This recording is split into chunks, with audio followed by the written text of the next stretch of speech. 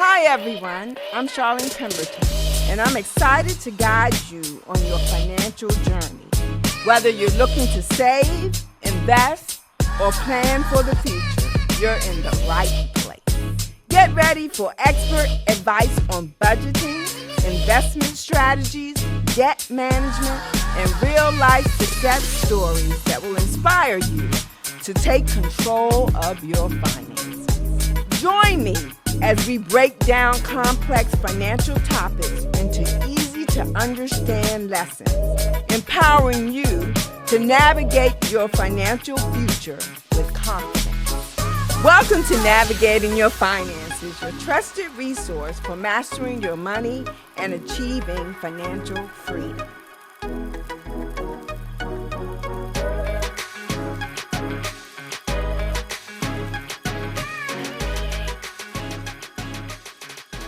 Hello and welcome to Navigating Your Finances. I'm Charlene Pemberton, your host, and I am a financial educator, and I'm a former advisor and worked in the financial industry for about 9 years. I have a passion for helping people to do better with their finances. So I want to welcome you to our continuing segment on Navigating Your Finances. Today, we're going to be looking at education preparation basics. So just glad that you're joining me today, and we're going to go ahead and get started. So just in the interest of statistics, the inflation rate for post-secondary education on an average is about 7 to 8% per year. That means education costs go up every year by 7 to 8%. If you can compare that, although our inflationary rate is probably much higher right now, but the average inflationary rate on goods and services is about 3%. So look, you're looking at year over year, at least 5% more inflation rate for secondary education.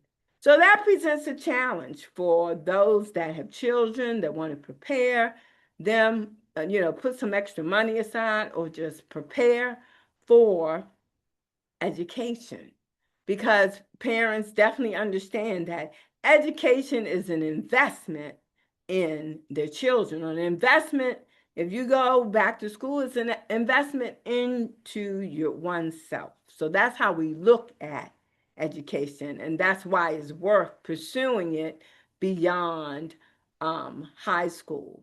It's known that a known fact that those that do pursue post-secondary education have a better chance of earning more than those who have just stopped being in formal education settings after high school.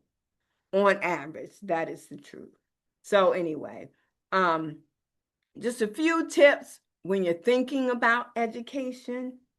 I know when I came out of school, and oftentimes talking to my nieces and nephews, when deciding upon a major or area of study, sometimes people are led to think in terms of the rest of their lives, which is a huge amount of pressure to put on someone that's 17 or 18 years old. It's unbearable for those of us that are older to think about, what are you going to do for the rest of your life?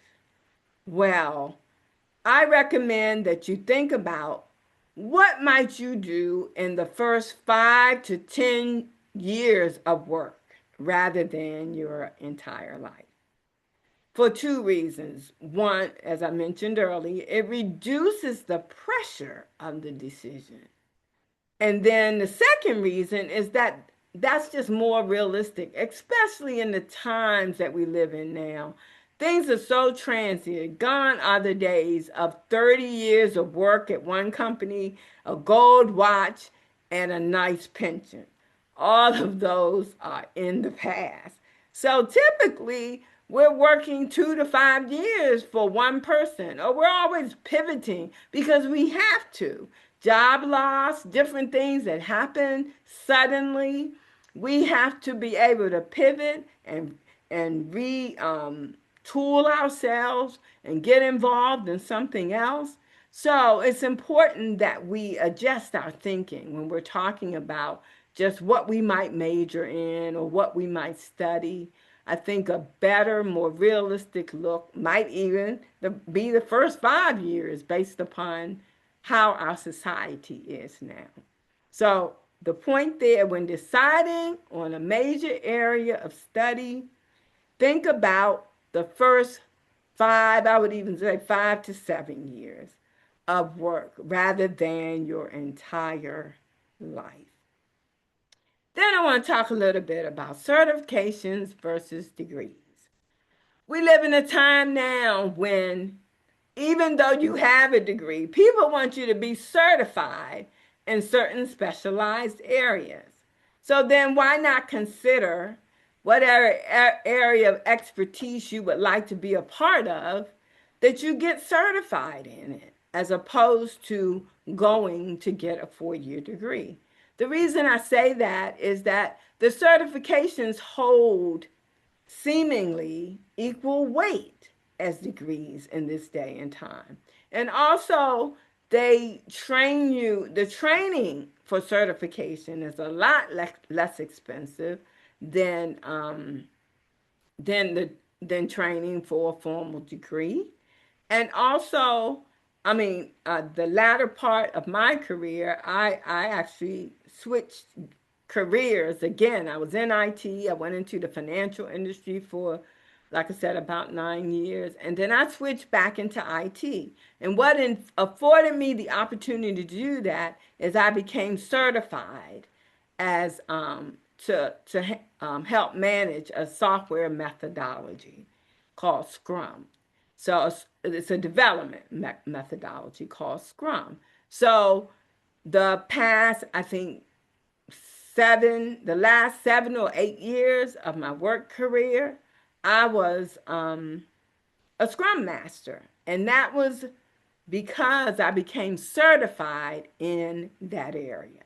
So my point is just to consider certifications and do the research in terms of what is it that you want to, what field you want to be a part of, and whether you can be certified in that field as opposed to doing the 4-year degree. Not talking against it, talking about looking at what your alternatives are. If you're a person like me, you love having options. Options are a good way to manage stress. When you get backed up against the corner and you don't feel like you have any way out, stress goes high. But when you look at what options you have and view a situation from the standpoint, I have choices, stress goes down. So I'm a person that believes in always exploring what options you have and always recognizing that you do have options. And continuing on with options, consider community college first, simply because it's less expensive. Also, it may buy you time to explore what is it that you might want to be doing after school or after certification. A lot of times when people come out of high school, they're not really sure what they want to do, even if it's for the first few years. So they can take classes, but at a lot less expensive rate than a 4-year college. Here's the other thing to consider. In a 4-year college, your first 2 years will not be in the concentration of your major, but they will be basic training types of courses, composition, uh, maybe some liberal arts classes or writing classes, basic math. All of those classes can be taken at a community college for a lot less money. So that's why that's another reason you should consider community college. Take your basics that you would take the first two of the 4 years anyway. Take your basics at the community college. And if your community college is accredited, most of those credits will transfer to a 4 year university if you decide to go that far, or if you choose a university after you obtain your associate's degree. I know some of the local community colleges in our area, like Northern Virginia Community College and Prince George's Community College, as well as Charles County Community College. Their credits transfer to 4 year universities. So, with your options, consider community college first. Then the other idea is to allow your child to work and go to school. This is worthwhile for them developing themselves as responsible individuals and have them making a contribution toward their education. When they're making a contribution, or when they have skin in the game, they may be more motivated to do well because they're using a part their dime as well to get that education. They'll have a better appreciation for it. United Negro College Fund says a mind is a terrible thing to waste. If I might use that phrase in a different way, uh, someone else's money, your parents' money, is a terrible thing to waste. So if they're contributing toward their education, perhaps they would think twice before they throw it away. Then I would say, once you have selected a school, select a school with a solid program in the area of interest. There are schools that are good with technology or engineering or computer science programs. Then there are other schools that are better with liberal arts programs. Whatever path you take the time, do the research, and choose a school that has a solid program in the area that you are pursuing. It doesn't have to be an Ivy League school. It doesn't have to be um, an expensive school. What I'm talking about is a quality education. And you could do that doing the research without paying an arm and a leg. And I guess you may ask, what do these things really have to do with money? They have everything to do with money because these things are tied together. Making wise decisions are making good money decisions. Each of these things that we consider and think about impact our bottom line. So while they don't sound directly related to money, they are, in fact. Certifications are less than degrees. Community college is a good place to start, and it's usually less. I mean, it's always less than a 4 year university. Helping your child to contribute will enhance their educational experience and thus enhance uh, their ability to work, their development for working, all of that. And all of that translates into good financial decisions. And then a school with a solid program, it results in a quality education because you're going to pay for it regardless. So why not pay for a quality education?